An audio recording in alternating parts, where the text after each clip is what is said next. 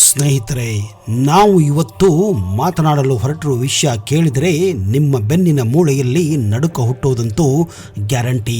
ಹೌದು, ನಾವೆಲ್ಲರೂ ಬದುಕಿನ ಓಟದಲ್ಲಿ ಎಷ್ಟೇ ಬ್ಯುಸಿಯಾಗಿದ್ದರೂ ಕೊನೆಗೆ ಹೋಗಿ ನಿಲ್ಲುವ ಜಾಗ ಅದು ಒಂದೇ ಒಂದು, ಅದುವೇ ಸ್ಮಶಾನ. ಸುಡುವ ಹೆಣ, ಹಾರುವ ಬೂದಿ ಮತ್ತು ಮೌನವಾಗಿ ಅಳುವ ಆ ಒಂದು ಭಯಂಕರ ಗಾಳಿ. ಆದರೆ ಸೂರ್ಯ ಮುಳುಗಿ ಕತ್ತಲು ಆವರಿಸಿದಾಗ ಈ ಸ್ಮಶಾನಗಳು ಕೇವಲ ಮಣ್ಣಿನ ಗುಡ್ಡೆಗಳಾಗಿ ಉಳಿಯುವುದಿಲ್ಲ. ಅಲ್ಲಿ ಶುರುವಾಗುವುದೇ ಅಸಲಿ ಆಟ. ಹಗಲಿನಲ್ಲಿ ಸ್ಮಶಾನಕ್ಕೆ ಹೋದರೆ ನಮಗೆ ಕಾಣುವುದು ಕೇವಲ ಮೌನ, ಒಣಗಿದ ಹೂಗಳು ಮತ್ತು ಅರ್ಧ ಸುಟ್ಟ ಕಟ್ಟಿಗೆಗಳು. ಆದರೆ ಗಡಿಯಾರದ ಮುಳ್ಳುಗಳು ಒಂದರ ಮೇಲೊಂದು ಬಂದು ರಾತ್ರಿ 12 ಗಂಟೆಯನ್ನ ಸೂಚಿಸಿದಾಗ ಅಲ್ಲಿನ ಗಾಳಿಯೇ ಭಾರವಾಗಿ ಹೋಗಿರುತ್ತದೆ. ಪ್ರಾಚೀನ ನಂಬಿಕೆಯ ಪ್ರಕಾರ ಸ್ಮಶಾನ ಎನ್ನುವುದು 2 ಲೋಕಗಳ ನಡುವಿನ ಬಾಗಿಲು. ಸತ್ತವರ ಆತ್ಮಗಳು ಈ ಲೋಕವನ್ನ ಬಿಟ್ಟು ಹೋಗುವ ಮುನ್ನ ಉಳಿದುಕೊಳ್ಳುವ ಒಂದು ಟೆಂಪರವರಿ ತಾಣವಿದು. ಅದಕ್ಕಾಗಿಯೇ ಇದನ್ನ ಶಕ್ತಿಗಳ ಸಂಧಿಸ್ಥಾನ ಎಂದು ಕೂಡ ನಂಬಲಾಗಿದೆ. ಇಲ್ಲಿ ಧನಾತ್ಮಕ ಮತ್ತು ನಕಾರಾತ್ಮಕ ಎನರ್ಜಿಗಳ ನಡುವೆ ನಿರಂತರ ಸಂಘರ್ಷ ನಡೆಯುತ್ತಿರುತ್ತದೆ ಎನ್ನುವುದು ಹಿರಿಯರ ಮಾತಾಗಿದೆ. ನೀವು ಒಂಟಿಯಾಗಿ ಸ್ಮಶಾನ ಪಕ್ಕ ಅಥವಾ ಒಳಗಡೆ ನಡೆಯುತ್ತಿದ್ದರೆ ನಿಮ್ಮ ಹೆಜ್ಜೆಯ ಸದ್ದಿನ ಜೊತೆಗೆ ಇನ್ನೊಂದು ಸಣ್ಣ ಹೆಜ್ಜೆಯ ಸದ್ದು ಕೇಳಿಸಂತಾಗೋದು ಸಹಜ. ಇಲ್ಲಿ ನೀವು ನಿಂತರೆ ಅದು ನಿಲ್ಲುತ್ತದೆ, ನೀವು ನಡೆದರೆ ಅದು ನಡೆಯುತ್ತದೆ. ಆದರೆ ವಿಜ್ಞಾನ ಇದನ್ನ ಆಡಿಯೋ ಇಲ್ಯೂಷನ್ ಅಂತ ಕರೆಯುತ್ತಾರೆ. ಆದರೆ ಅಲ್ಲಿನ ಅನುಭವವೇ ಬೇರೆ ಸ್ನೇಹಿತರೆ. ಯಾರೋ ನಿಮ್ಮ ಬೆನ್ನ ಹಿಂದೆ ನಿಂತು ನಿಮ್ಮ ಕುತ್ತಿಗೆ ಮೇಲೆ ಉಸಿರಾಡುತ್ತಿರುವಂತೆ ಭಾಸವಾಗುವುದು ಕೆಲವೊಮ್ಮೆ ಹಲವಾರು ಜನರಿಗೆ ಅನಿಸಿದೆ. ಸುಡುವ ಬೇಸಿಗೆಯ ರಾತ್ರಿಯಲ್ಲೂ ಸ್ಮಶಾನದ ಕೆಲವು ಭಾಗಗಳಲ್ಲಿ ದಿಢೀರನೆ ತೀವ್ರವಾದ ಚಳಿ ಅನುಭವಕ್ಕೆ ಬರುತ್ತದೆ. ಇದನ್ನ ಕೋಲ್ಡ್ ಸ್ಪಾಟ್ ಅಂತ ಕರೆಯುತ್ತಾರೆ.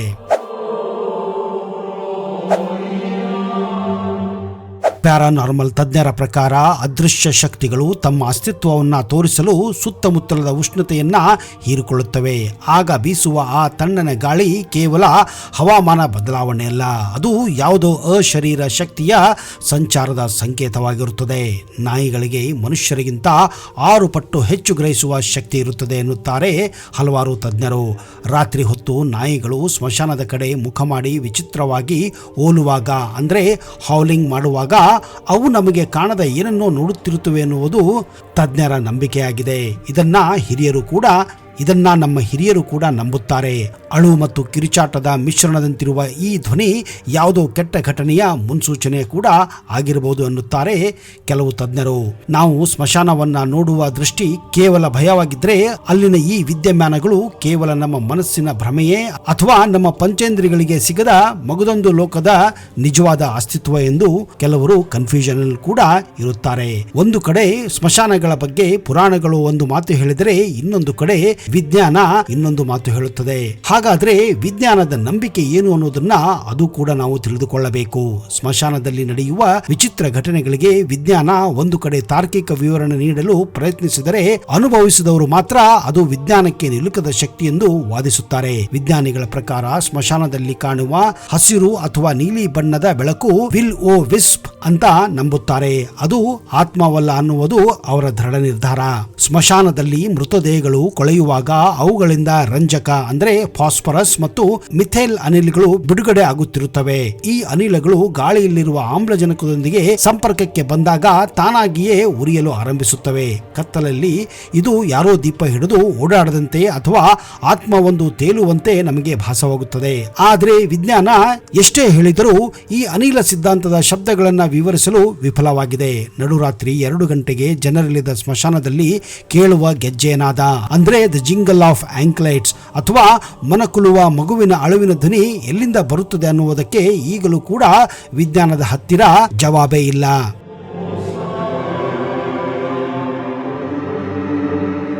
ಆದರೆ ವಿಜ್ಞಾನದ ಪ್ರಕಾರ ಇದು ಕೇವಲ ಆಡಿಟರಿ ಹ್ಯಾಲುಸಿನೇಷನ್ ಅಂತ ಕರೆಯುತ್ತಾರೆ ಅಷ್ಟೇ.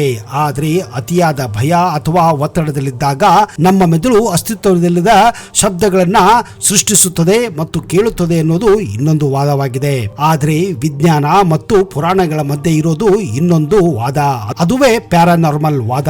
ಅವರ ಪ್ರಕಾರ ಇದು ಕೇವಲ ಭ್ರಮೆಯಲ್ಲ, ಧ್ವನಿ ಎಂಬುದು ಒಂದು ತರಂಗ ಎನ್ನುತ್ತಾರೆ. ಸ್ಮಶಾನದಲ್ಲಿನ ಹಳೆಯ ಮರಗಳು ಅಥವಾ ಗೋಡೆಗಳು ಕೆಲವು ಘಟನೆಗಳ ಅಂದ್ರೆ ಧ್ವನಿ ಮುದ್ರತೆಯನ್ನ ಹಿಡಿದುಕೊಂಡಿರುತ್ತವೆ. ಅವು ನಿಗದಿತ ಸಮಯದಲ್ಲಿ ಅವುಗಳನ್ನ ಬಿಡುಗಡೆ ಮಾಡುತ್ತದೆ ಎನ್ನುತ್ತಾರೆ ಕೆಲವು ತಜ್ಞರು. ಸ್ಮಶಾನದಲ್ಲಿ ದುರ್ಮಣ ಹೊಂದಿರುವವರು ಅಥವಾ ಅತೃಪ್ತ ಆತ್ಮಗಳ ಶಕ್ತಿ ಕೇಂದ್ರೀಕೃತವಾಗಿರುತ್ತದೆ. ಈ ಶಕ್ತಿಗಳು ಜೀವಂತವಾಗಿರುವವರ ಮೇಲೆ ಪ್ರಭಾವ ಬೀರಲು ಆಗಾಗ ಪ್ರಯತ್ನ ಮಾಡುತ್ತಿರುತ್ತವೆ. ಅದಕ್ಕಾಗಿಯೇ ಅಲ್ಲಿಗೆ ಹೋದಾಗ ನಮಗೆ ಅಕಾರಣವಾಗಿ ಎದೆ ಬಡಿತ ಜೋರಾಗುವುದು ಅಥವಾ ಬೆವರುವುದು ಸಂಭವಿಸುತ್ತದೆ. ಭಾರತೀಯ ನಂಬಿಕೆಯ ಪ್ರಕಾರ ಸಾಯುವಾಗ ಅತಿಯಾದ ಆಸೆ ಅಥವಾ ಆಕ್ರೋಶದಲ್ಲಿದ್ದವರು ಸುಲಭವಾಗಿ ಈ ಲೋಕ ಬಿಟ್ಟು ಹೋಗುವುದಿಲ್ಲ. ಅವರ ಪ್ರಾಣಶಕ್ತಿ ತನ್ನ ಆಸೆಯನ್ನ ಪೂರೈಸಿಕೊಳ್ಳಲು ಅದೇ ಸ್ಮಶಾನದ ಸುತ್ತ ಸುಳಿಯುತ್ತದೆ ಎನ್ನುವ ನಂಬಿಕೆ ಇದೆ.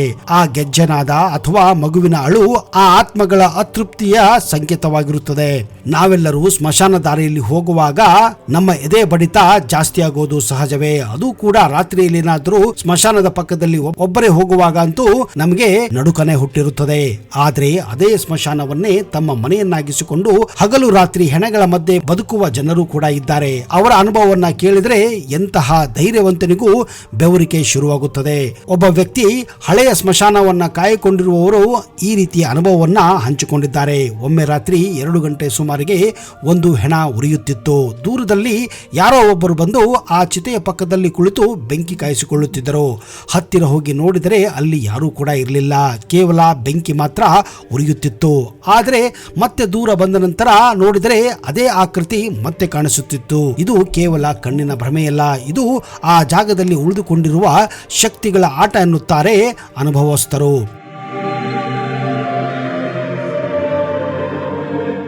ಸ್ಮಶಾನದಲ್ಲಿ ಕೆಲಸ ಮಾಡುವವರಿಗೆ ಒಂದು ಕಟ್ಟುನಿಟ್ಟಿನ ನಿಯಮವಿದೆ. ರಾತ್ರಿ ಹೊತ್ತು ಯಾರೇ ಹೆಸರಿಡು ಕರೆದರೂ ಹಿಂತಿರುಗಿ ನೋಡಬಾರದು ಅಂತ. ಅನೇಕ ಸ್ಮಶಾನ ಕಾವಲುಗಾರರು ಹೇಳುವಂತೆ ನಡುರಾತ್ರಿಯಲ್ಲಿ ಪರಿಚಿತ ಧ್ವನಿಯಲ್ಲಿ ಯಾರೋ ಬಂದು ಕರೆಯುತ್ತಾರೆ. ಆದರೆ ಅಲ್ಲಿ ಯಾರೂ ಮನುಷ್ಯರಿರುವುದಿಲ್ಲ.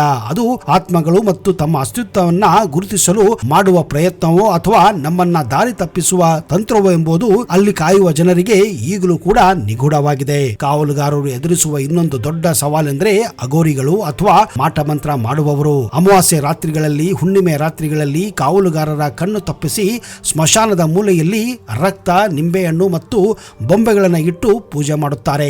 ಆ ರಾತ್ರಿಗಳಲ್ಲಿ ಸ್ಮಶಾನದ ವಾತಾವರಣವು ವಿಪರೀತ ಭಾರವಾಗಿರುತ್ತದೆ. ಉಸಿರಾಡಲು ಕೂಡ ಕಷ್ಟವಾಗುತ್ತದೆ ಎಂಬುದು ಸ್ಮಶಾನವನ್ನ ಕಾಯುತ್ತಿರುವವರ ಅನುಭವದ ಮಾತುಗಳಾಗಿವೆ. ಸ್ಮಶಾನ ಕಾಯುವವರ ಒಂದು ಸಮಾಧಾನ ಮಾತೆಂದ್ರೆ ಸತ್ತವರು ಯಾರಿಗೂ ತೊಂದರೆ ಕೊಡುವುದಿಲ್ಲ. ಅವರ ಪ್ರಕಾರ ಬದುಕಿರುವ ಮನುಷ್ಯರೇ ಹೆಚ್ಚು ಅಪಾಯಕಾರಿ. ಆದರೆ ಅವರ ಸುತ್ತಲಿನ ಗಾಳಿಯಲ್ಲಿ ಯಾವಾಗಲೂ ಒಂದು ರೀತಿಯ ಅಶರೀರ ಉಪಸ್ಥಿತಿ ಇರುತ್ತದೆ, ಅಂದ್ರೆ ಅನ್ಸೀನ್ ಪ್ರೆಸೆನ್ಸ್ ಇರುತ್ತದೆ ಎಂಬುದು ಅವರು ಒಪ್ಪಿಕೊಂಡಿದ್ದಾರೆ. ವಿಜ್ಞಾನ ಒಂದು ಮಿತಿಯವರೆಗೆ ಮಾತ್ರ ಸತ್ಯವನ್ನ ಹುಡುಕಬಲ್ಲದು. ಆದರೆ ಅನುಭವಸ್ಥರು ಆ ಮಿತಿಯನ್ನ ಮೀರಿ ಸತ್ಯವನ್ನ ನುಡಿಯುತ್ತಾರೆ. ವಿಶ್ವಾದ್ಯಂತ ಇರುವ ಪ್ಯಾರಾನಾರ್ಮಲ್ ಸಂಶೋಧಕರು ಸ್ಮಶಾನವನ್ನೇ ತಮ್ಮ ಸಂಶೋಧನೆಯ ಕೇಂದ್ರವನ್ನಾಗಿ ಆರಿಸಿಕೊಳ್ಳಲು ಹಲವಾರು ಬಲವಾದ ಕಾರಣಗಳು ಕೂಡ ಇವೆ. ಭೌತ ವಿಜ್ಞಾನದ ನಿಯಮದಂತೆ ಶಕ್ತಿಯನ್ನ ಸೃಷ್ಟಿಸಲು ಅಥವಾ ನಾಶಪಡಿಸಲು ಸಾಧ್ಯವಿಲ್ಲ. ಇದನ್ನ ಕೇವಲ ಒಂದು ರೂಪದಿಂದ ಇನ್ನೊಂದು ರೂಪಕ್ಕೆ ಬದಲಾಯಿಸಬಹುದು ಅಷ್ಟೇ. ಮನುಷ್ಯ ಸತ್ತಾಗ ಅವನ ದೇಹದಲ್ಲಿರುವ ವಿದ್ಯುತ್ ಕಾಂತೀಯ ಶಕ್ತಿ ಅಂದ್ರೆ ಎಲೆಕ್ಟ್ರೋಮ್ಯಾಗ್ನೆಟಿಕ್ ಎನರ್ಜಿ ಎಲ್ಲಿಗೆ ಹೋಗುತ್ತದೆ ಎನ್ನುವುದು ದೊಡ್ಡ ಪ್ರಶ್ನೆ. ಸ್ಮಶಾನವು ನೂರಾರು ದೇಹಗಳ ಅಂತ್ಯಕ್ರಿಯೆ ನಡೆಯುವ ಜಾಗವಾಗಿದ್ದರಿಂದ ಅಲ್ಲಿ ಆ ಶಕ್ತಿಗಳ ಹೆಜ್ಜೆ ಗುರುತುಗಳು ಅತಿಯಾಗಿ ಹೆಚ್ಚಾಗಿರುತ್ತವೆ. ಹೀಗಾಗಿ ಪ್ಯಾರಾನಾರ್ಮಲ್ ತಜ್ಞರು ಇದನ್ನ ದ ಪ್ಲೇಸ್ ಆಫ್ ಮೆಮೊರಿ ಅಂತ ಕರೆಯುತ್ತಾರೆ. ಅಂದ್ರೆ ಆ ಜಾಗದಲ್ಲಿ ಅಲ್ಲಿ ನಡೆದ ಘಟನೆಗಳು ತೀವ್ರತೆಯನ್ನ ತನ್ನೊಳಗೆ ಇಟ್ಟುಕೊಂಡಿರುತ್ತವೆ. ಸ್ಮಶಾನವನ್ನು ಆಧ್ಯಾತ್ಮಿಕವಾಗಿ ಹೊಸ್ತಿಲು ಎಂದು ಕೂಡ ಕರೆಯಲಾಗುತ್ತದೆ. ಇದು ಇಹಲೋಕ ಅಂದ್ರೆ ಲೈಫ್ ಮತ್ತು ಪರಲೋಕ ಅಂದ್ರೆ ಆಫ್ಟರ್ ಲೈಫ್ ನಡುವಿನ ಒಂದು ಗಡಿರೇಖೆಯಾಗಿದೆ. ವಿಜ್ಞಾನದ ಭಾಷೆಯಲ್ಲಿ ಹೇಳುವುದಾದ್ರೆ ಇಲ್ಲಿನ ಆಯಾಮಗಳು ತೆಳುವಾಗಿರುತ್ತದೆ ಎನ್ನುವುದು ನಂಬಲಾಗಿದೆ. ಈ ಕಾರಣದಿಂದಲೇ ಬೇರೆ ಲೋಕದ ಶಕ್ತಿಗಳಿಗೆ ನಮ್ಮ ಲೋಕದೊಂದಿಗೆ ಸಂವಹನ ನಡೆಸಲು ಸ್ಮಶಾನವು ಅತ್ಯಂತ ಸುಲಭವಾದ ಮಾರ್ಗ ಮತ್ತು ಅಥವಾ ಒಂದು ಹಬ್ ಅಂತಾನೆ ಕರೆಯಬಹುದು. ಸ್ಮಶಾನವೆಂದರೆ ಕೇವಲ ಮಣ್ಣಲ್ಲ, ಅಲ್ಲಿ ಲಕ್ಷಾಂತರ ಜನರ ಕೊನೆ ಕ್ಷಣಗಳು, ನೋವು, ದುಃಖ, ಆಕ್ರೋಶ ಮತ್ತು ಅತೃಪ್ತ ಆಸೆಗಳು ಬೆರೆದಿರುತ್ತವೆ. ಪ್ಯಾರಾನಾರ್ಮಲ್ ಜಗತ್ತಿನಲ್ಲಿ ನಕಾರಾತ್ಮಕ ಭಾವನೆಗಳು ಆತ್ಮಗಳಿಗೆ ಅಥವಾ ಅದೃಶ್ಯ ಶಕ್ತಿಗಳಿಗೆ ದೊಡ್ಡ ಆಹಾರವಿದ್ದಂತೆ. ಈ ತೀವ್ರವಾದ ಭಾವನಾತ್ಮಕ ಅಲೆಗಳು ಸ್ಮಶಾನದ ಸುತ್ತ ಒಂದು ರೀತಿ ವೋರ್ಟೆಕ್ಸ್ ಅಥವಾ ಸುಳಿಯನ್ನ ನಿರ್ಮಿಸುತ್ತವೆ. ಇದು ಅಶರೀರ ಶಕ್ತಿಗಳನ್ನ ಅಲ್ಲಿಯೇ ಹಿಡಿದಿಟ್ಟುಕೊಳ್ಳುತ್ತವೆ. ಶಬ್ದ ಮತ್ತು ಬೆಳಕಿನ ಮಾಲಿನ್ಯವಿರುವ ನಗರಗಳ ಮಧ್ಯೆ ಪ್ಯಾರಾನಾರ್ಮಲ್ ಶಕ್ತಿಗಳು ಗೋಚರಿಸುವ ನಿಭಾಯಿಸುವುದು ತುಂಬಾನೇ ಕಷ್ಟ.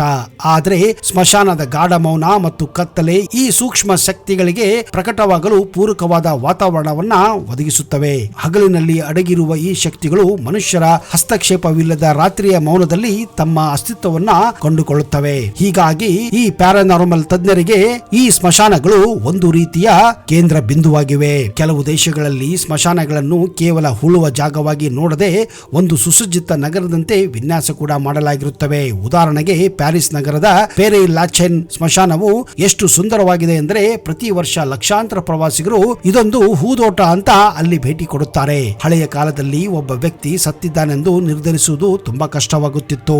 ಅಪ್ಪಿತಪ್ಪಿ ಜೀವಂತವಾಗಿರುವವರನ್ನ ಹೂಳಬಾರದು ಎಂಬ ಕಾರಣಕ್ಕೆ ಶವದ ಪೆಟ್ಟಿಗೆಯ ಒಳಗಿನಿಂದ ಹೊರಗಡೆ ಇರುವ ಗಂಟೆಗೆ ಒಂದು ದಾರವನ್ನ ಕಟ್ಟುತ್ತಿದ್ದರು. ಒಂದು ವೇಳೆ ಹೂಳಲ್ಪಟ್ಟ ವ್ಯಕ್ತಿ ಅಪ್ಪಿತಪ್ಪಿ ಎಚ್ಚರವಾದರೆ ಆ ಗಂಟೆ ಬಾರಿಸುತ್ತಿತ್ತು ಹಾಗೂ ಆ ವ್ಯಕ್ತಿ ಸತ್ತಿಲ್ಲ ಅಂತ ದೃಢ ನಿರ್ಧಾರ ಮಾಡಬಹುದಾಗಿತ್ತು. ಹಾಂಗ್ಕಾಂಗ್, ಲಂಡನ್, ನ್ಯೂಯಾರ್ಕ್ ನಂತಹ ನಗರಗಳಲ್ಲಿ ಜಾಗದ ಕೊರತೆಯಿಂದಾಗಿ ಒಂದು ಶವವನ್ನ ಹೂಳಿದ ಕೆಲವು ವರ್ಷಗಳ ನಂತರ ಅದನ್ನ ಹೊರಗೆ ತೆಗೆಯಲಾಗುತ್ತದೆ, ಮತ್ತೊಂದು ಶವವನ್ನ ಹೂಳಲಾಗುತ್ತದೆ. ಒಂದು ವೇಳೆ ನೀವು ಏನಾದ್ರೂ ನಿಮ್ಮ ಕುಟುಂಬದ ವ್ಯಕ್ತಿಯ ಶವವನ್ನ ದೀರ್ಘಕಾಲದವರೆಗೆ ಆ ಸ್ಮಶಾನದಲ್ಲಿ ಇಡಬೇಕೆಂದ್ರೆ ನೀವು ಅಲ್ಲಿ ಪ್ರತಿ ದಿನದಂತೆ ಬಾಡಿಗೆಯನ್ನು ಕೂಡ ಕಟ್ಟಬೇಕಾಗುತ್ತದೆ.